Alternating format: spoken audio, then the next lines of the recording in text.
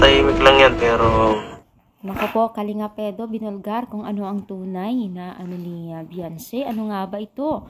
So, bago natin pagpatuloy ang ating pag-support today's video, kung bago pa lang sa aking channel, please subscribe po, like, and pakit na rin po natin guys ang notification bell upang ma-update po tayo tuwing ako pinag-upload patungkol sa Team Kalingap. Alam niyo ba guys na itong si Kalinga Pedo during live niya ay talagang may mga bagay na tinatanong pang mga netizens, at itong si Kalinga Pedo naman ay hindi nagdalawang isip na sagutin po, lalong lalo na po yung mga bagay-bagay na tinanong nila sa personal ni Beyonce, no? Kagaya lamang po dito, tahimik nga daw talaga itong si Beyonce. Pero ang cute daw talaga ni Beyonce at maganda daw ang kanyang mata. At parang baby daw yung kanyang mata. Oh, talaga grabe talaga si Kalinga Pedo ha.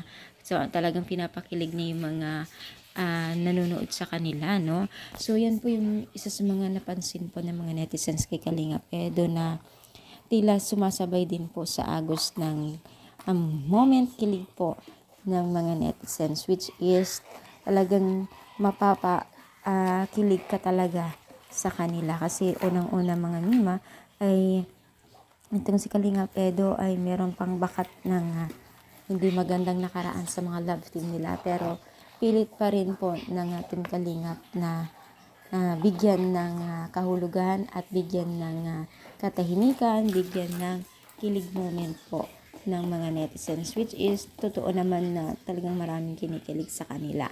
Yes, mga mima, no? Kaya sabay-sabay tayong panoorin yung bawat upload po ng Team Kalingap, no? So, ano yung masasabi ninyo? Nagaganda rin ba kayo kay Kalingap? Okay, Beyonce, comment down, palike po ang ating video. Thank you so much guys. More power and God bless.